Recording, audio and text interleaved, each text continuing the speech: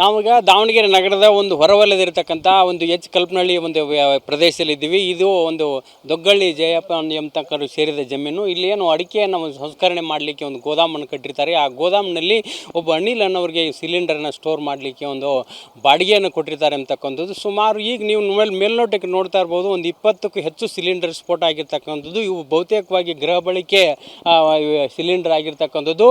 ಏನು ಈ ಸ್ಫೋಟ ಇದೆಯಾ, ಸ್ಫೋಟದ ಒಂದು ಪರಿಣಾಮವಾಗಿ ಸುಮಾರು ಆ ತೆಂಗಿನ ತೋಟದಲ್ಲಿ, ನಾನು ಎಡಭಾಗದಲ್ಲಿರ್ತಕ್ಕಂಥ ತೆಂಗಿನ ತೋಟದಲ್ಲಿ ಆಗಿರ್ಬೋದು, ನಾನು ಬಲಭಾಗದಲ್ಲಿರ್ತಕ್ಕಂಥ ಇದು ಅಡಿಕೆ ತೋಟದಲ್ಲಿ ಆಗಿರ್ಬೋದು, ಸುಮಾರು 100ರಿಂದ 150 ಮೀಟರ್ ದೂರದಲ್ಲಿ ಹೋಗಿ ಈ ಸಿಲಿಂಡರು ಸ್ಫೋಟ ಆಗಿ ಅಲ್ಲಿ ಬಿದ್ದಿರ್ತಕ್ಕಂಥದ್ದು. ಈ ಭಾರಿ ಸ್ಫೋಟದಿಂದಾಗಿ ಪುಣ್ಯಕ್ಕೆ ಇಲ್ಲಿ ಏನು ಅಂದರೆ ಯಾವುದೇ ಒಂದು ಜನವಸತಿ ಪ್ರದೇಶ ಇಲ್ಲ. ಜನವಸತಿ ಪ್ರದೇಶ ಇದ್ದರೆ ಭಾರಿ ಒಂದು ಅನಾಹುತವಾಗ್ತಕ್ಕಂಥದ್ದು.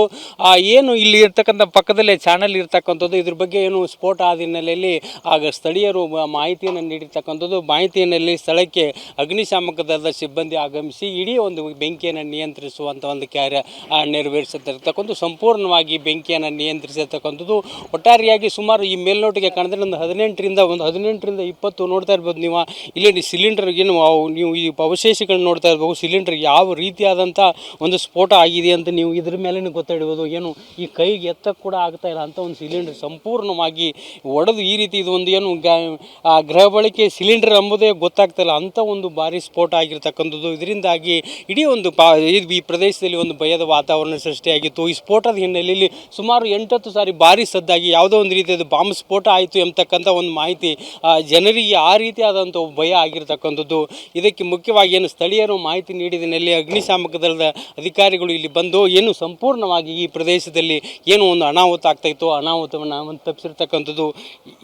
ಏನೆಲ್ಲ ಅನಾಹುತ ಆಗಿದೆ ಸರ್, ಏನು ಇದ್ರ ಬಗ್ಗೆ ಹೆಚ್ಚು ಮಾಹಿತಿ ಏನಾದ್ರು? ನಮ್ಮ ದಾವಣಗೆರೆ ಅಗ್ನಿಶಾಮಕ ಠಾಣೆಗೆ ಸುಮಾರು ಒಂದು 2:15ಕ್ಕೆ ಕಾಲ್ ಬಂದಿದೆ.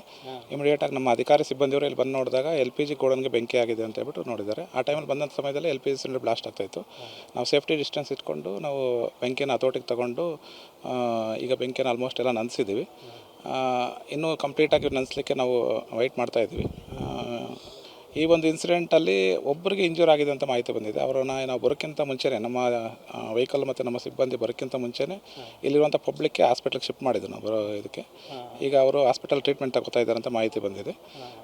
ಈ ಘಟನೆಗೆ ಕಾರಣ ಇನ್ನೂ ನಾವು ಪರಿಶೀಲನೆ ಮಾಡಬೇಕಾಗಿದೆ.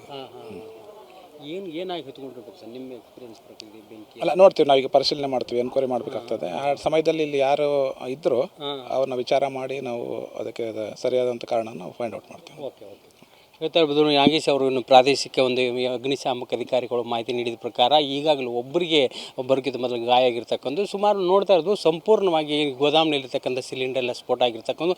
ಇದ್ರ ಬಗ್ಗೆ ಜಿಲ್ಲಾ ಪೊಲೀಸ್ ವರಿಷ್ಠಾಧಿಕಾರಿಗಳು ಸ್ಥಳಕ್ಕೆ ಭೇಟಿ ನೀಡಿ ಆ ಪ್ರಕರಣವನ್ನು ತನಿಖೆ ಮಾಡಿ ಸೂಕ್ತ ಕ್ರಮವನ್ನು ತೆಗೆದುಕೊಳ್ತಕ್ಕಂಥ ಒಂದು ಭರವಸೆಯನ್ನು ನೀಡಿರ್ತಕ್ಕಂಥದ್ದು. ಒಂದು ರೀತಿ ಏನು ಇದು ಈಗ ಅಡಿಕೆ ತೋಟದಲ್ಲಿ ಆದ್ದರಿಂದ ಒಂದು ರೀತಿ ಅದು ಭಾರಿ ಅನಾಹುತ ತಪ್ಪಿದೆ ಅಂತ ಹೇಳ್ಬೋದು. ಶಾಂತಕುಮಾರ್ ಒಂದಿಗೆ ಬಸವರಾಜ್ ದೊಡ್ಡಮನಿ, TV9 ದಾವಣಗೆರೆ.